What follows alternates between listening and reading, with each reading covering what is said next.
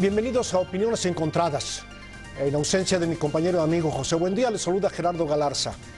Hoy, como aquí es todos los días, en Opiniones Encontradas tendremos un tema muy polémico, que es el asunto de la violencia en Tláhuac, el surgimiento o no, pero esto lo van a decir nuestros especialistas invitados, de un cártel que controlaría buena parte del tráfico de drogas, incluido el narcomenudeo, por supuesto, de la Ciudad de México, o por lo menos de zonas importantes de la Ciudad de México. Estamos aquí en Opiniones Encontradas y esperamos que el tema sea de su agrado y nos acompañen en los próximos minutos. La muerte de Felipe de Jesús Pérez Luna el Ojos en un operativo de la Marina destapó a todas luces lo que se sabía, que construyó amplias redes de distribución de droga que alcanzaron varias delegaciones del sur de la Ciudad de México como Tláhuac, Xochimilco y Coyoacán, además del Estado de México como Chalco y Valle de Chalco.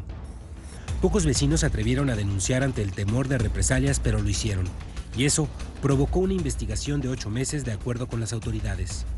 Al paso de los años, el Ojos extendió sus tentáculos y pronto pudo asegurarse el control en Tláhuac, mediante decenas de mototaxistas que trabajaban para él como halcones y distribuidores. Además, contó con el apoyo de su sobrino, Cristian Salgado Pérez, quien laboró en 2016 en la estructura de gobierno de la demarcación. El delegado de Tláhuac, Rigoberto Salgado, se desmarca. Asegura que no tiene nexos con esa organización delictiva y que apenas se enteró que tenía en su nómina a Salgado Pérez. Hay fuertes operativos en la zona y hace unos días fue clausurado un bar que pertenece a Miguel Pérez, hijo de El Ojos. También fue clausurado un restaurante en la carretera del Pacífico, ambos puntos de reunión de la organización delictiva. Y mientras continúa la polémica sobre si la organización que encabeza El Ojos o no un cartel, las áreas de inteligencia del Gabinete de Seguridad de la capital ubicaron como sucesor natural del capo a su sobrino Ricardo Ferro Pérez, el Peque o el Richie. Posiciones. Miguel Ángel Mancera, jefe de gobierno de la Ciudad de México, asegura que la organización de un cártel es mucho mayor, que si fuera un cártel no podríamos incidir nosotros, lo tendría exclusivamente la autoridad federal. Patricia Mercado, secretaria de Gobierno, comentó que, además del esclarecimiento de los posibles nexos del delegado de Tláhuac con grupos delictivos, ahora hay que trabajar en el tejido social, la tranquilidad de los habitantes de Tláhuac, dijo la funcionaria. El senador Miguel Barbosa coincidió en que la PGR debe investigar al jefe delegacional Rigoberto Salgado. Dijo que es un asunto judicial, de responsabilidades. Quien tiene que definir si hay responsabilidad o no, si tiene nexos, es la PGR. Bienvenidos nuevamente de regreso. Ya estamos aquí en Opiniones Encontradas de este lunes. Y quien está atento a los medios de información sabe de lo que ha ocurrido en la Ciudad de México en las últimas semanas, especialmente en las últimas 2, con la muerte de Felipe de Jesús Pérez Luna, conocido también como El Ojos, y 7 de sus colaboradores, todos presuntos miembros de una organización delictiva que se le ha dado a llamar el Cártel de Tláhuac, ubicados precisamente en esa delegación de la Ciudad de México. Además de los hechos delictivos y sus posteriores consecuencias, tanto en el aspecto, digámoslo así, judicial, como en el aspecto de la sociedad, del asunto de la tranquilidad, no solamente de la delegación de Tláhuac, sino de otras delegaciones aledañas, como Xochimilco, como Coyoacán, e incluso en los límites del Estado de México. Hay que recordar que Tláhuac es una delegación que tiene límites con el Estado de México, específicamente con Chalco y con el Valle de Chalco, pues se ha movido mucho, por decirlo con un término que se conoce en los medios judiciales, este asunto. Una de las discusiones es precisamente si hay un cártel o no hay un cártel, si existe o no existe. Hay posiciones encontradas en este sentido, y para debatir esto, para platicar de ello, tenemos aquí hoy a 2 especialistas, como ocurre siempre en este programa, que son los expertos, que son los que nos hablan. Me acompaña hoy Ricardo Ravelo, periodista, reportero, autor de varios libros sobre narcotráfico, un periodista que se ha especializado en el tema, antiguo compañero de su servidor también, y el maestro Julio Jiménez, investigador de la Universidad del Valle de México, de La Salle, perdón, y además pues maestro en Derecho y especialista en estos asuntos de los que estamos hablando. Entonces, bienvenidos, están en su casa. Gracias. Y Gracias. Ricardo, pues tú has trabajado, has escrito sobre diferentes cárteles mexicanos e internacionales. ¿Tláhuac es un cártel? ¿No es un cártel? Mira, este debate se ha polarizado, hay muchas opiniones encontradas, como bien dices, si es un cártel o no. A mí me parece que si no era un cártel, o si no es un cártel, tampoco es una organización menor. Tenía todos los componentes de un grupo criminal de alto impacto. Por lo menos lo que se puede observar es que creció y evolucionó con protección política, con protección policíaca. Tenía una importante identificación social, porque son grupos que se han caracterizado justamente por ello, por tener un brazo social, pues desde mi punto de vista ya bastante robustecido, y un mercado cautivo de drogas que iba en ascenso. De tal suerte que, bueno, si esta organización criminal la trasladamos, por ejemplo, a Michoacán, a Guerrero, pues es un cártel. Vista desde la Ciudad de México y desde su dimensión geográfica, pues se puede ver como una célula menor, una célula que operaba en un determinado territorio. Pero creo que tiene todos los componentes de un cártel en ascenso en la Ciudad de México. Además de ello, hablas algo de que tiene que ver el brazo social. Vimos protestas, yo los quiero entrecomillar, poner presuntas protestas de la sociedad, pero sí si no de la sociedad, pero sí de personas que estaban ligadas, como dice Ricardo, o protegidas, y que incluso protegían o servían de halcones, que en el caso de los mototaxis, que estaban ligadas a este grupo y que les servían también, en ambos casos se protegían. ¿Cómo interpretar esto? Hay que decirles a nuestros televidentes que Tláhuac no es la delegación del centro de la Ciudad de México. Es una de las pocas delegaciones, ya si acaso 3, que tiene un componente rural también, ¿no? Que importante, es una delegación que está ya hacia las afueras de la ciudad. Pero ¿cómo podemos interpretar esto? Generalmente los cárteles, como dice bien Ricardo, pues tienen ese apoyo social. Esa característica peculiar. Claro. ¿Es el mismo caso acá? Bueno, hay que entender que esto viene no de un año para acá. Esto ya tiene más de 10 años. El fenómeno en Tláhuac no es un fenómeno aislado, es un fenómeno que obedece a la penetración de diversos grupos de la delincuencia organizada. Hablemos yo diría el cártel Nueva Generación en Jalisco, que ya ha entrado, por ejemplo, a Tepito con el grupo de la Unión, el cártel de la Unión en Tepito.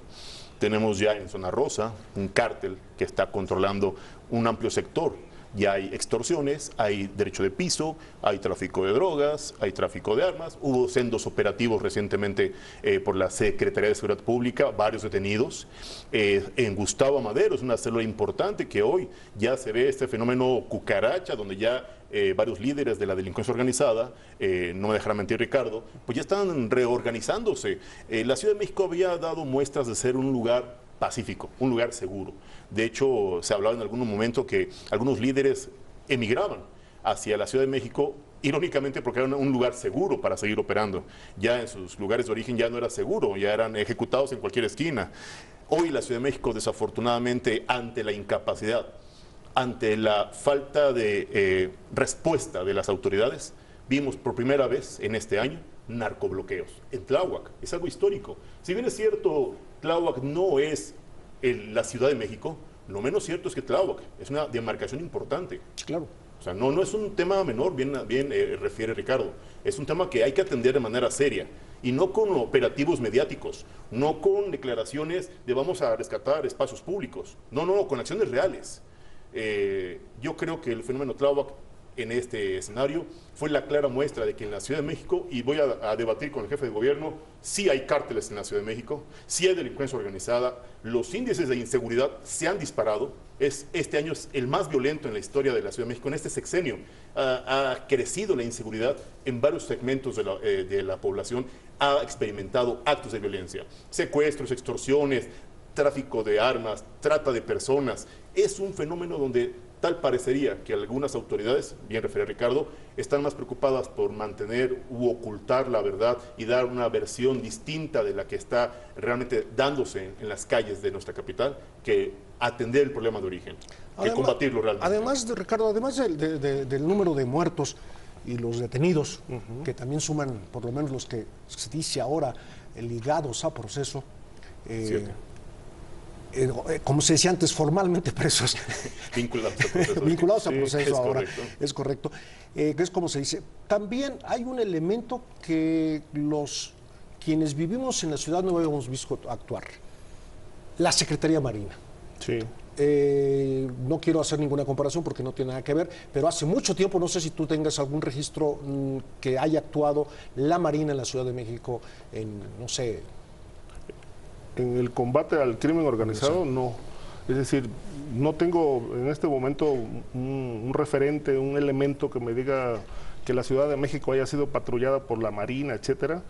No lo recuerdo, es decir, para todos esto es un hecho histórico, al más puro estilo Tamaulipas, Sinaloa, ¿no? Es decir, y aquí pues me parece que ya el hecho de que la Marina haya entrado en un operativo espectacular, importante, amplio, pues ya nos da la dimensión de qué tamaño era el cártel de Tláhuac. Parece que tú dices la palabra dimensión, hay quien piensa que es mediático, ¿no?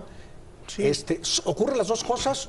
O porque tú te dices de esta dimensión, entiendo que lo que quieres decir es decir, lo importante que eran los presuntos delincuentes. Sí, sobre todo por el radio de acción en el que operaban, ¿no? O sea, un mercado que tenían un mercado cautivo amplio en esa delegación y más allá de sus límites, que penetró incluso al campus de la Universidad Nacional Autónoma de México, donde hay una disputa por un mercado importante de drogas allí.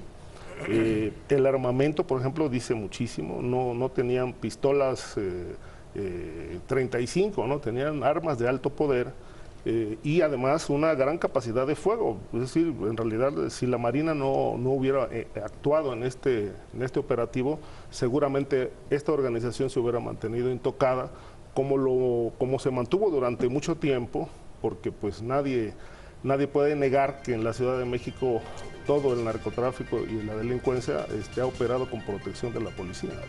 Estamos tratando el tema del cártel de Tláhuac debido a los acontecimientos que han ocurrido en los días recientes. Una cosa es evidente en esto, que ha sido muy mediático, ha sido muy impresionante ver en la Ciudad de México un enfrentamiento de este tamaño, el patrullaje de la Marina, que en otros estados, pues lamentablemente se ha vuelto normal para los ciudadanos, no había ocurrido en la Ciudad de México. Quienes habitamos en esta ciudad, con mucho tiempo, sabemos que la Ciudad de México no es una ciudad libre del tráfico de drogas. Generalmente pensamos que se trata de narcomenudeo y ocurre en todas las colonias, las populares y las exclusivas, y no estamos descubriendo el hilo negro, pero sentíamos que esta ciudad estaba alejada de estos problemas grandes de crimen organizado. Ya sabemos lo que ocurrió en Tláhuac, pero también yo les quiero preguntar la expansión de estos cárteles o de estos criminales. Ya no solamente es el tráfico de drogas, en otros estados ha ocurrido con la extorsión, con el secuestro, con el cobro de derecho de piso, con la trata de blancas, pues en los estados del centro del país con el robo de combustible, esto que se conoce como huachicoleo. ¿En la Ciudad de México es posible ya notar eso? Les pregunto. Ya es una realidad. Hoy yo te puedo asegurar que varios sectores de la población ya perciben que ya la delincuencia tomó por asalto la Ciudad de México y las instituciones están infiltradas, han sido penetradas. Hay ya una declaración del secretario de Seguridad Pública que habla sobre la investigación de 10 a 15 mandos de la propia Secretaría en Tláhuac, porque están vinculados en escenarios de protección a este tipo de cárteles, grupos delincuenciales. Es una realidad. Claro que sí están ya en la delincuencia. No hay más que ver cuántos negocios han tenido que bajar sus cortinas porque ya la extorsión, el derecho de piso, no me vas a pagar la cuota, te mueres. Y lo hacen además, que es lo peor. Al parecer que estamos en Chilpancingo, en Iguala, en Acapulco. No pretendo de veras, y lo digo en serio, politizar este asunto, Ricardo. Se han perdido los sistemas de control en la ciudad, a tu juicio. Por ejemplo, lo voy a decir con todas las prevenciones del caso, una de las maneras que se habla de extorsión, de control, de derecho de piso, son, por ejemplo, los vendedores ambulantes. Sí. Antes pertenecían a un partido político, el PRI, a la CNOP o demás, ahora han pasado a otros partidos, no a uno exclusivamente, sino a varios, y quizá ni siquiera ya a partidos, sino también a grupos de crimen organizado. ¿Es falta de control político también o es invasión exclusiva del crimen organizado? Pues es eso y es complicidad, ¿no? Yo creo que es O sea, sobre todo complicidad. Es complicidad. Es decir, si analizamos las actuaciones, digamos, el crimen organizado en el resto de la República, por lo menos los estados que son asiento de cárteles, la estructura de poder se ha infiltrado completamente. Fue el caso Tamaulipas, por ejemplo, ¿no? El caso Tamaulipas llegó a tener, por ejemplo, una participación tan directa del crimen organizado que los candidatos a gobernadores tenían que ser palomeados por el cártel del Golfo para poder ser ungidos candidatos.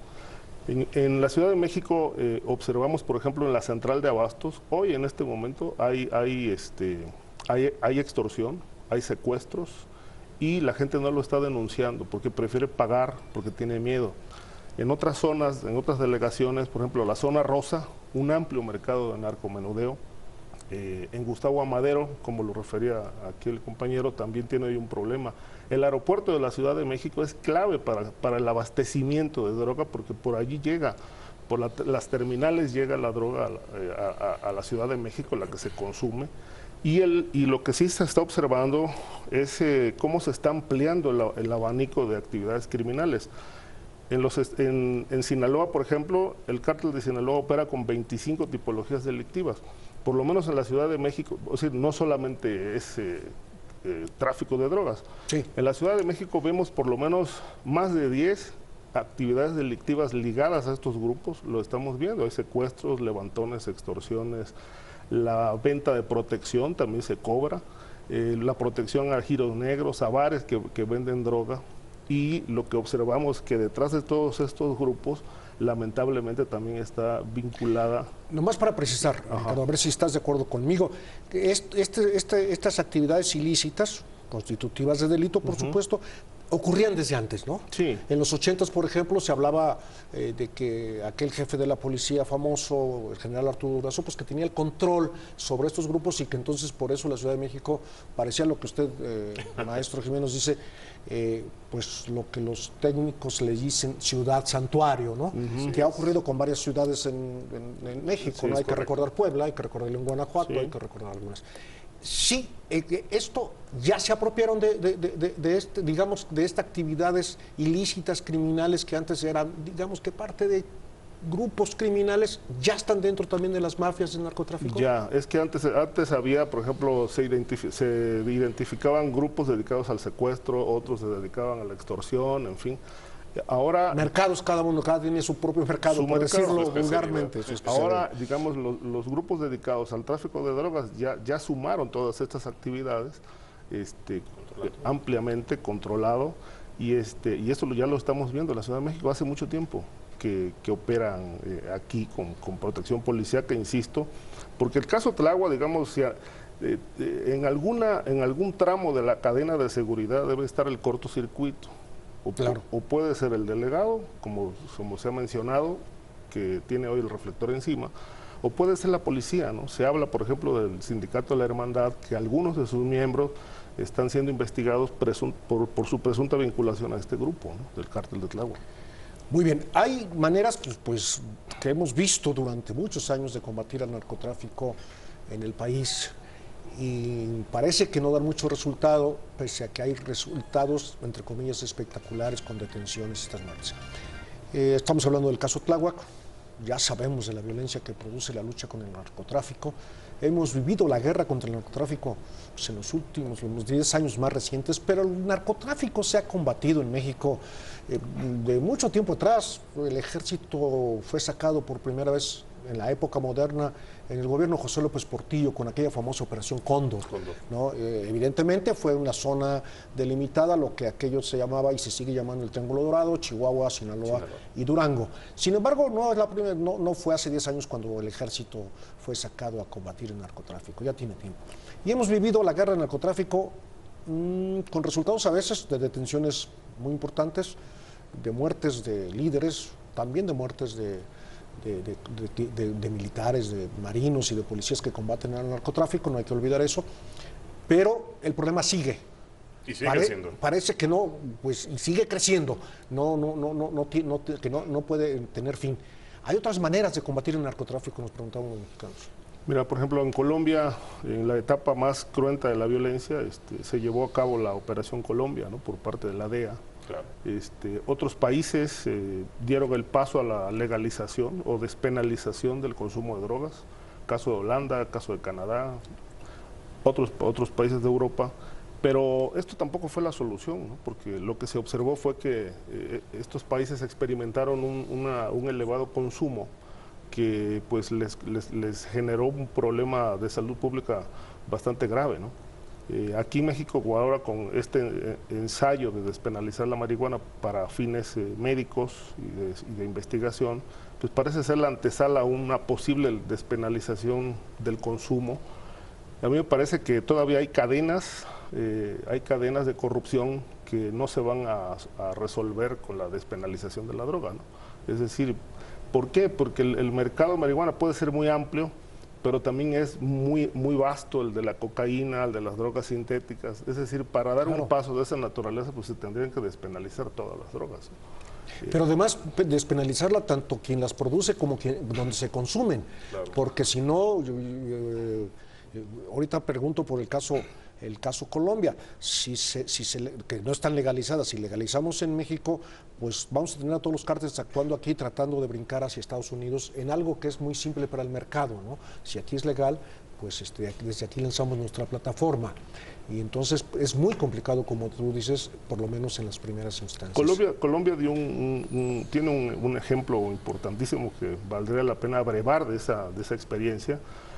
Ellos se dieron cuenta que el problema no estaba propiamente en la distribución y el consumo y la presencia de cárteles, ¿no?, sino que había que golpear la estructura política.